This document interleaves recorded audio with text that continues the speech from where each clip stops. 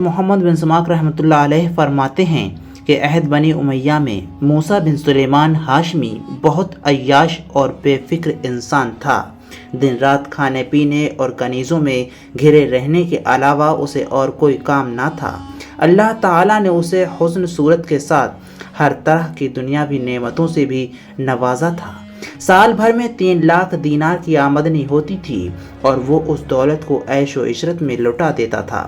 اس نے اپنے رہنے کے لیے ایک شاندار محل بنوایا تھا اور اس محل کے دونوں طرف کھڑکیاں تھیں۔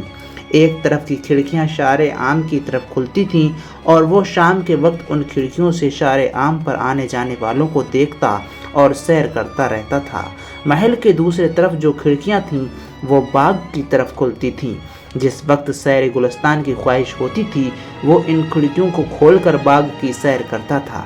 ہاشمی نوجوان عموماً نہایت قیمتی لباس زیب تن کرتا تھا اور محل کے اندر چاندی سونے کے ایک تخت پر بیٹھتا تھا اور ہر وقت اس کے پاس دوستوں، نوکروں اور غلاموں کا ہجوم بھی رہتا تھا۔ محل میں جس جگہ پر ہاشمی نوجوان کی محفل منعقد ہوتی تھی اس کے ساتھ ہی ناچنے والیوں کے درمیان صرف ایک پردہ حائل تھا۔ جب نوجوان کا دل گانا سننے کا چاہتا تھا وہ پردہ ہلا دیتا تھا، وہ گانا شروع کر دیتی تھیں، اور جب وہ دل اس کا بھر جاتا تھا تو وہ پردے کی طرف اشارہ کر دیتا تھا اور گانا بند کر دیتی تھیں۔ غرض اسی طرح اس کی رات گزر جاتی تھی۔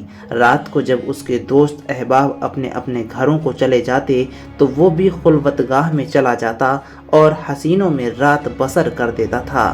غرض کہ اس نوجوان کی محفل میں کوئی شخص بیماری، موت یا غم و ملال کا ذکر نہیں کرتا تھا۔ ہر وقت عجیب و غریب حکایات اور کہانیاں سنتا رہتا تھا۔ ہر وقت محفل میں قہقہے گونجتے رہتے تھے۔ اسی طرح اس نوجوان کی زندگی 27 برس گزر چکی تھی۔ ایک رات حسب معمول وہ نوجوان لہو لو میں مشغول تھا کہ ایک نہایت دردناک آواز اس کو سنائی دی، جیسے کوئی انتہائی درد میں ڈوبا ہوا کلام پڑھ رہا ہو۔ اس آواز کو سننے سے اس کے دل پر جو چوٹ لگی اور عیش و عشرت چھوڑ کر اس نے آواز کی طرف ہمتن متوجہ کیا۔ اس نے اپنے لوگوں کو حکم دیا کہ یہ گانا بند کر دیا جائے۔ محل کی کھڑکیوں سے اس نے جھانک کر دیکھنے کی کوشش کی کہ اس آواز کو کون گا رہا ہے، یہ آواز کہاں سے آ رہی ہے، کون شخص ہے جو اتنی رات گئے دردناک آواز میں کچھ پڑھ رہا ہے، لیکن اسے کوئی شخص نظر نہیں آیا۔ اس نے نوکروں کو آواز دی کہ اس شخص کو تلاش کر کے لے آؤ جس کی دردناک آواز نے مجھے بے چین کر دیا ہے۔ غلام اس شخص کی تلاش میں نکلے اور اس شخص تک پہنچے جو مسجد میں کھڑا ہوا اپنے پروردگار عالم کے سامنے مناجات کر رہا تھا۔ وہ نوجوان نہایت دبلا پتلا تھا، اس کی گردن بالکل سوکھ گئی تھی، رنگ زرد پڑ گیا تھا، بال پریشان تھے اور وہ پھٹی پرانی چادروں سے اپنے جسم کو چھپائے ہوئے تھا۔ ہاشمی نوجوان کے غلام اس شخص کو لے جا کر اپنے آقا کے سامنے حاضر ہوئے۔ ہاشمی نے پوچھا کہ کون ہے؟ غلاموں نے عرض کیا یہ سرکار بھی وہی شخص ہے جس کی آواز نے آپ کو بے چین کر دیا ہے۔ ہاشمی نے پوچھا یہ شخص کہاں تھا اور کیا کر رہا تھا؟ غلاموں نے کہا یہ مسجد میں کھڑا قرآن کریم پڑھ رہا تھا۔ ہاشمی نوجوان نے کہا ذرا ہم کو بھی سناؤ۔ اس نے بسم اللہ پڑھ کر قرآن کریم پڑھنا شروع کیا۔ اس کا ترجمہ یہ ہے، بے شک نیک بندے آرام میں ہوں گے، تختوں پر بیٹھے ہوں گے اور سیر کر رہے ہوں گے، ان کے چہروں پر نعمت کی تازگی ہوگی اور اس میں تسنیم کی حلاوت ہوگی۔ وہ ایک چشمہ ہے جس میں سے مقرب بندے پیتے ہیں۔ یہ آیت پڑھ کر اور ترجمہ سنا کر اس نے کہا یا ہاشمی نوجوان تم کس دھوکے میں پڑے ہو؟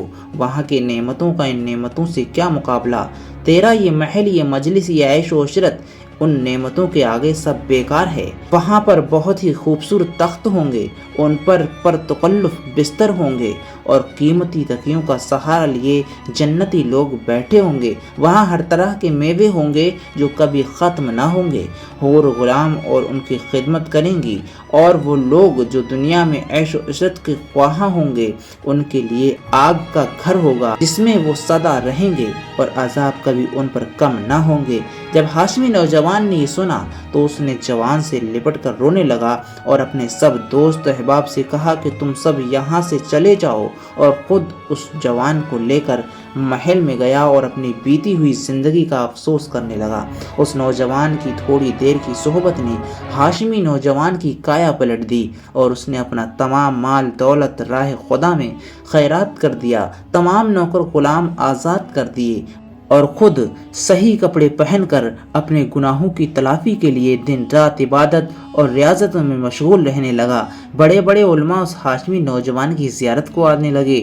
آخر کچھ عرصے بعد وہ ہاشمی نوجوان حج کے لیے گیا، حج کیا اور اقامت گزین ہوا، مکے میں قیام کیا۔ مکے میں قیام کے دوران اس نوجوان کی حالت یہ تھی کہ رات کو حجر اسود کے پاس جا کر روتا اور گڑ گڑاتا اور افعال یاد کر کے روتا رہتا تھا، کہتا تھا اے میرے پروردگار، اے میرے مولا، میں کس طرح تجھے منہ دکھاؤں گا؟ اے میرے مولا، مجھے اپنے فضل و کرم کے صدقے بخش دے۔ کچھ عرصے کے بعد ہاشمی نوجوان مکے میں ہی انتقال کر گیا۔ انا للہ و انا الیہ راجعون۔